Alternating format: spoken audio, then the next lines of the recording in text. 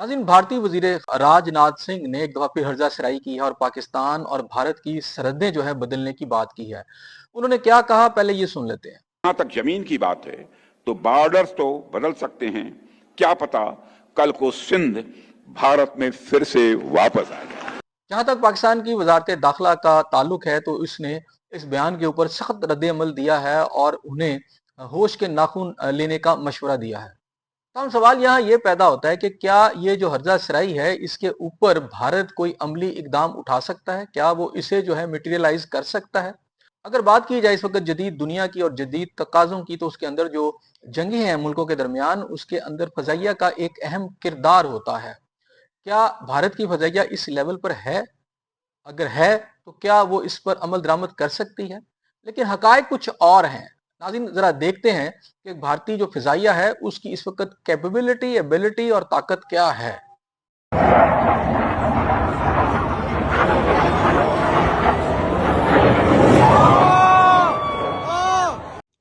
यहाँ ये अमर काबिल गौर है कि जिस वक्त भारतीय त्यारा दुबई एयर शो में तबाह हुआ तो उससे कुछ देर कबल हमने देखा कि इंडियन जो पायलट्स हैं और उनका जो स्टाफ है वो पाकिस्तानी जहाज़ के सामने तस्वीरें बनवा रहा था। यानी कि पाकिस्तान की जो बहादुर अफवाज है, पाकिस्तान की जो बहादुर फ़ज़ाइया है, ज़हनी तौर पर वो इतने हमारे आगे मगलूब हो चुके हैं कि वो इसमें इज़्ज़त महसूस कर रहे थे कि वो पाकिस्तान के त्यारे के सामने अपनी तस्वीरें बनवा कर अपने कद को बढ़ाएं। जी नाज़रीन, आपने देखा कि भारतीय त्यारा इस वक्त दुबई के एयर शो के अंदर कैसे गिरकर तबाह हुआ।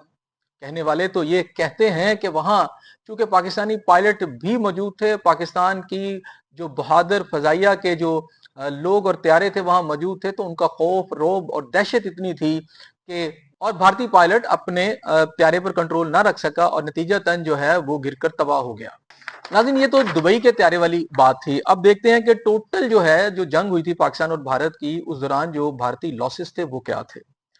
6 जेट त्यारे जो थे, यानी लड़ाका त्यारे जो थे भारत के, वो तबाह हुए। 4 राफेल त्यारे तबाह हुए। S-400 जो है वो पूरा सिस्टम जो है, मिसाइल सिस्टम जो था वो तबाह हुआ। और 300 फौजियों का हिसाब जो है वो अभी हिंदुत्व की जो नफरत अंगेज पॉलिसी है उसमें डूबी हुई जो मोदी सरकार है उसने भी पूरी दुनिया के अंदर जो सवालात उठाए जा रहे हैं उसके साथ साथ जो भारतीय क्यादत है उनके जवाबों के बाद उनकी जग हसाई जो है हमें बैनुल अवी सतह पर नजर आती है। लेकिन यहाँ फिर हम उन्हें यही कहेंगे कि छोड़ो यार, तुमने क्या पाकिस्तान के ऊपर जाकर हमला करना है या पाकिस्तान का इलाका लेना है। पहले अपने जहाजों को बचाओ, पहले अपनी डिफेंस को देखो। कहीं ऐसा ना हो कि महाभारत कहते कहते, ग्रेटर इंडिया कहते कहते कहीं जो है ग्रेटर पाकिस्तान ना बनवा लेना। और अगर ऐसा हुआ कि पाकिस्तान जो है ग्रेटर पाकिस्तान की तरफ चल पड़ा, तो आप यकीन रखें कि बांग्लादेश तक जो है जितना भी भारतीय इलाका है वो पाकिस्तान के तसर्रुफ में होगा। और पाकिस्तान जो होगा उसी तरह इसके ऊपर काबिज हो जाएगा भारत के ऊपर। जैसे हमारी 1000 साल की मुसलमानों की तारीख है, ये जो पूरा भारत था इस पर मुसलमानों की हुकूमत थी।